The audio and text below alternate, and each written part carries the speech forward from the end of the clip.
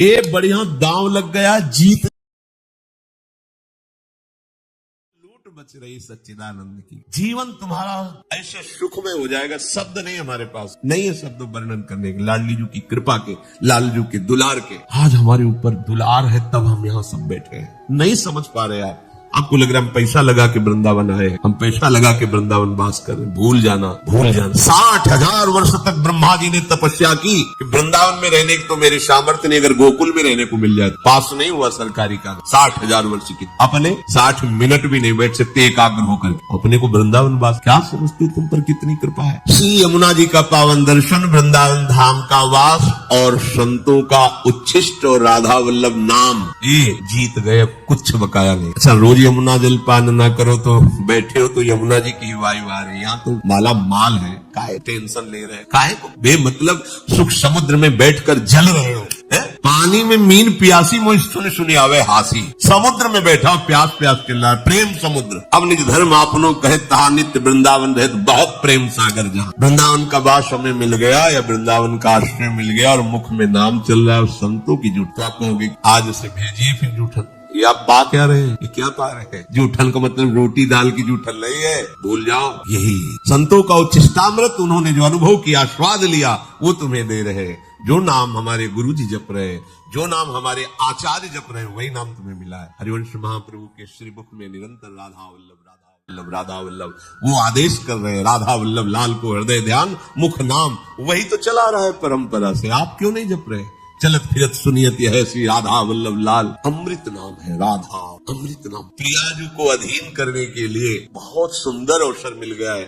श्री धाम वृंदावन हमारा सहायक है। गुरुदेव हाथ पकड़ करके ले चल रहे, हम लड़खड़ा के गिरेंगे भी तो इतने समर्थ हैं, हमें पकड़ लेंगे। बस हमें चाल अपनी उधर ही बढ़ानी श्री जी की तरफ। देखो, इसमें आपको एक विशेष सावधानी रखनी परमार्थ में। आपके सामने भय या प्रलोभन दो उपस्थित होंगे। आप माना भयभीत हो गए, लेकिन बढ़ना प्रियाजू की तरफ ही। प्रलोभन हो गया, देख रहे उस भोग की तरफ, लेकिन कदम तुम्हारे नहीं रुकने चाहिए, बढ़ना प्रियाजू के, तो जीत जाओगे। अगर प्रलोभन में खड़े हो गए या भय से पीछे मुड़ गए, घाटा हो जाएगा। नागरी दास विश्व ते न्यारी, लगी गई हाथ लूट सुख राशि।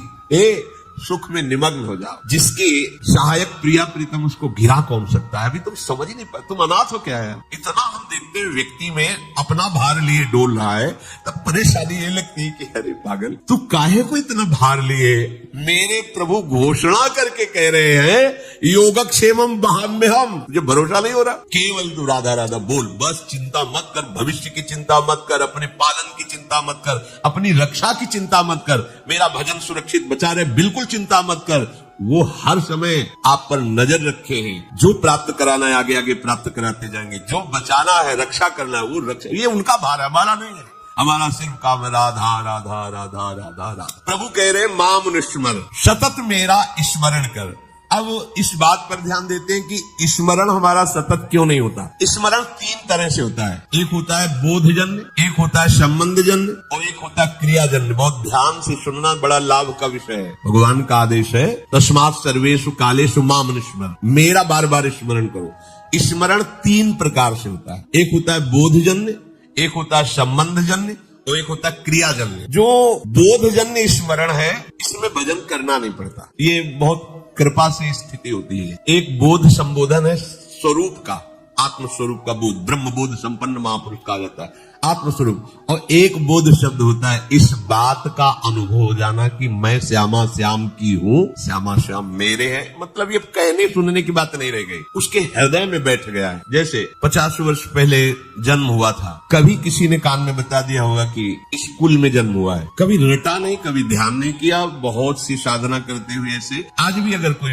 कि आपका शरीर किस स्कूल में, पूछना नहीं पड़ेगा कि भाई मैं किस स्कूल में जन्मा हुआ, ये शरीर किस स्कूल में, नहीं पूछना, ओ हम बोल। ये क्या हुआ, बोधजन्य स्मरण। कभी जपा नहीं, कभी ध्यान नहीं किया, पर कभी भूला भी नहीं। वो बना हुआ कि ये शरीर कहाँ जन्मा, किस कुल में, ये इसे बोधजन्य स्मरण कहते। पर ये असत है, इसकी कोई मापता नहीं। ये असत है। ऐसे ही गुरु कृपा से हमारे हृदय में बात बैठ गई कि अरे मेरे असली आश्रयदाता तो श्यामा श्याम है, मैं भूल कर भटक रहा था संसार के संबंधों में। स्वीकृत, मैं श्यामा जू की, मैं श्यामा जू की। अगर ये बात अंदर बैठ गई है गुरु कृपा से, तो कैसी भी परिस्थिति हो आप देखना, इसकी पहचान है। अगर आपको भारी दुख पड़ रहा है तो तत्काल आपकी वृत्ति श्यामा जू पे गई या किसी व्यक्ति पे गई। अगर व्यक्ति पे गई फेल, साफ बात कभी बनी नहीं, सीधे केवल श्यामा जू की राधा राधा। अब क्या होगा भैया, हम तो नहीं, श्री जी के सिवा हमारा कोई परिचय वाला नहीं और कोई पाव हमारी श्री जी के सिवा, यही सुई आनी चाहिए। आप बराबर स्मरण नहीं कर रहे, अंतर में आपके बैठा श्री जी के सिवा मेरा कोई नहीं। भारी सुख की वृत्ति है, किसी व्यक्ति पे सुई नहीं जानी चाहिए कि ये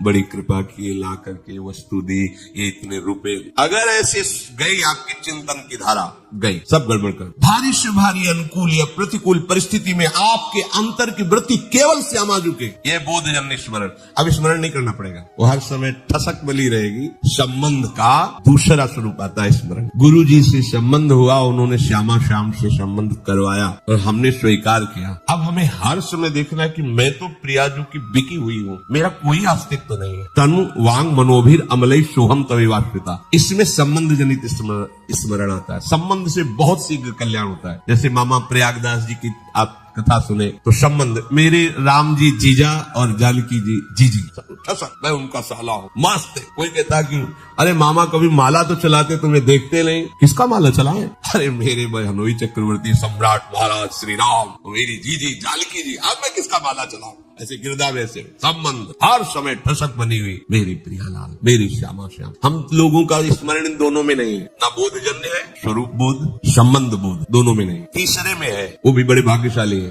क्रियाजन्य। अभ्यास हम कर रहे हैं, श्यामा श्याम हमारे हैं, श्यामा श्याम श्यामा श्याम, पर अंदर बैठा हुआ है हमारी मौसी है, हमारी मम्मी, हमारे पापा है, हमारे अमुक संबंधी है। संबंध हमारा जगत से, संबंध हमारा देह से। अभ्यास कर रहे हैं कि श्यामा श्याम का मैं हूं, मैं उनका अंश हूं, उनका नाम जप करें कि इसमें अखंड भजन करने का अभ्यास कर रहे। अखंड भजन होता नहीं इसमें, बोध में अभ्यास भी नहीं है, चिंतन का कोई प्रयास भी नहीं है।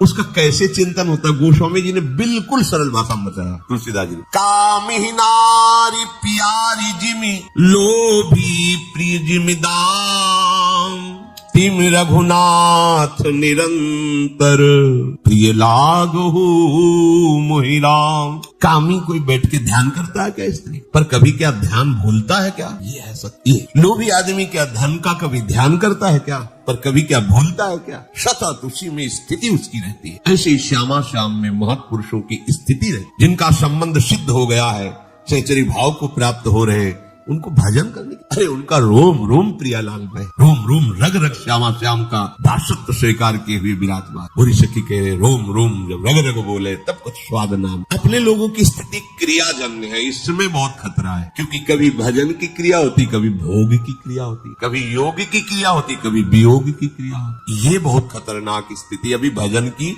ये स्थिति ठीक नहीं, क्योंकि जब कभी प्रतिकूलता आती तो न संबंध दिखाई देता, न बोध दिखाई देता है, केवल क्रिया थी, क्रिया ये दिखाई देती। आपकी शरणागति एक क्रिया थी, आपका भेष परिवर्तन एक क्रिया था, क्या न संबंध था न बोध था, इसीलिए बात बन। अगर संबंध की ही ठसक आ जाए तो बोध होने में देर न लगे, अगर क्रिया भी गुरु आज्ञा के अनुसार होने लगे तो संबंध का अनुभव होने में देर न लगे। चलते तो हम प्रथम सीढ़ी से हैं। नागरी दास जी महाराज बड़ी ठसक से बोल रहे हैं, हमारी सबही बात सुधारी, कृपा करी श्री कुंज बिहारी और श्री कुंज बिहारी। क्या बोले? राखे अपने वृंदावन में जीठा रूप उजारी। अब हमको क्या चिंता करनी है? हम वृंदावन वासी, चिंतन करना है, चिंता नहीं करनी। अब जहां हम ये कह देते कि क्या चिंता करनी, बेपरवाह रहो, तो इस बात को तो समझ नहीं पाते, भोगों का चिंतन करके भोगों में उतर गए। ये बेपरवाही है, मूर्खता है। चिंता नहीं करनी है, चिंतन करना है। स्वामिनी जी का चिंतन अपने वृंदावन में हमें रख लिया, सो हमारी सारी बात सुधार। जीठा रूप जारी, नित्य के लिए आनंद अखंडित,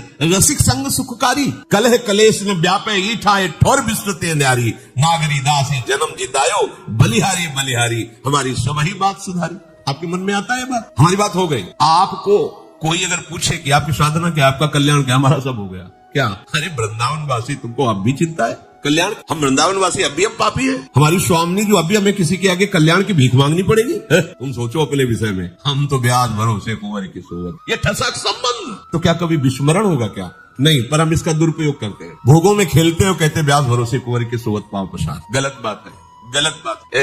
कृपा का अनादर मत कीजिए। मनमानी आचरण, विषय प्रपंच की वार्ता, चिंतन कहते हो ब्याज भरोसे कुंवर के। सो कुंवर के भरोसे से कहीं पापाचरण होता है? स्वामिनी का भरोसा हो तुम्हारे हृदय में, तुम्हारे अंदर भोग वासना, अरे कैसी बात करते हो? समस्त लोगों का स्वामी जिनसे कृपा की याचना करता है, उन स्वामिनी की ठसक हृदय में हो और फिर तुम अशांत, और बात बनी नहीं। समझो अभी ठसक नहीं आई। ये क्रियाजन्य जो हमारा भजन है उसको समझ। ये यद्यपि कहने में तो तीसरे नंबर में, पर हमारे चलने में पहले नंबर में है। हमारे लिए आखिरी नंबर है बोधजन्य, संबंधजन्य, और फिर क्रियाजन्य। पहली सीढ़ी है भजन की अच्छी, क्रियाजन्य भजन। इसमें क्या होता है कि दो प्रकार के साधक होते हैं, एक विरक्त और एक गृहस्थ। दोनों भगवत प्राप्ति की योग्य है। अगर गृहस्थ है, ध्यान देना, इसमें भी प्रकार है। वो संसार का कार्य करते हुए प्रधान भाव संसार का रखते हैं और गौड़ भाव भजन का रखते हैं। कि कहा था राधा राधा राधा राधा, पर प्रधानता है कि संसार का कार्य छूटने न पावे, बिगड़ने न पावे, घाटा न होने पावे गृहस्थ में, क्योंकि सारा कार्य रुपये से चलेगा, राधा नाम से थोड़ी चलेगा। ऐसी भावना मूल में उनके बैठी, उनके हृदय में बात बैठी। क्रिया करूंगा तो धन मिलेगा, धन मिलेगा तो हमारी बात बनेगी। हाँ, थोड़ा मंगल हो जाए, आनंद हो जाए, इसलिए राधा नाम भी लेते रहते हैं। तो उनका गौड़ माने विशेष भाव नहीं है भजन का, संसार का विशेष कार्य कर रहे हैं और बीच बीच में ऐसे गौड़ भाव से नाम स्मरण करते हैं। पूरा भाव है कि हमारा काम ठीक होना चाहिए, इसका लाभ पूरा मिलना चाहिए, ऐसा। और उसमें दूसरे भी भक्त ऐसे होते हैं जो गृहस्थ में, जिनका मुख्य भाव होता है कि भजन न छूटने पावे, चाहे सब कुछ नष्ट हो जाए। उन्हीं में प्रवृत्ति मार्ग। अब वो क्या करते हैं, भजन की मुख्यता रखते हैं और संसार के कार्य को गौड़ रखते हैं। तो उनका कार्य भी सही होता है, क्योंकि भजन हो रहा है तो एकाग्रता है, मुख्यता भजन की है, और उनका परिणाम भी बहुत जोर का मंगल होता है। ये दूसरा अभ्यास वाला बहुत जल्दी संबंध को प्राप्त होगा और फिर संबंध की कृपा से वो बोध को प्राप्त हो जाएगा। ये जो पहला है कि संसार का कार्य प्रमुख मुख्यता रखते हुए कभी कभी थोड़ा थोड़ा भजन, ये भी प्रणाम करने योग्य है, पर इनको संबंध में पहुंचने में बहुत समय लगेगा, क्योंकि अपने संबंधों को सुदृढ़ किए हैं संसार में और उनके लाभ का विषय है धन और भोग। इसलिए अभी ये परमार्थ की ऊंचाई पे चढ़ने की योग्यता नहीं लाए। दूसरा जो मुख्य बात उसके हृदय में बैठ गई, हानि हरिवंश के नाम अंतर परे, लाभ हरिवंश उच्चरत बानी। अगर मुझे 1 घंटे में 5 लाख रुपए मिलते हैं और नाम छूट गया तो 5 लाख किस काम के, क्योंकि हम 5 लाख रुपए से 5 सेकंड भी समय नहीं खरीद सकते जो 1 घंटे समय दिया। इतना विचार सुदृढ़, वो नाम नहीं छोड़ सकता। मुख्यता नाम की रहती है, गौड़ कार्य रहते हैं। पूरा हो तो ठीक, ना पूरा हो तो ठीक, श्री जी जाने, भजन पूरा होना चाहिए। ये परमार्थ की ऊंचाई पर चढ़ने की जो क्रिया कर रहे हैं, क्रियाजन्य भजन, ये इनको ऊंचाई में पहुंचा देगा। जो विरक्त हैं उनके लिए अब कोई कर्तव्य नहीं, केवल प्रियालाल का नाम जप करना। ध्यान से सुनिए, उनके लिए कोई कर्तव्य नहीं है। विरक्त का कैसा भजन, भजन क्रिया, ये गृहस्थ की बताई गई। विरक्त की भजन क्रिया, प्रिया प्रीतम का प्रतिपल नाम जप, कोई और कर्तव्य नहीं। उनके नाम का कीर्तन, उनकी लीलाओं का गायन, लीलाओं का श्रवण, चिंतन और सेवा, इतना जीवन। देखो ना आप कर अपने जीवन, जो सच्ची भावना से उपासक चल रहे हैं वो इसी पद्धति में, देखते ही हृदय उनके चरण चूमने को करता है। ऐसा नहीं होता कि बगीचे में कांटे वाले ही फूल होते हैं, कांटे वाले ही वृक्ष होते हैं। बड़े सुंदर सुंदर भगवान का बगीचा है।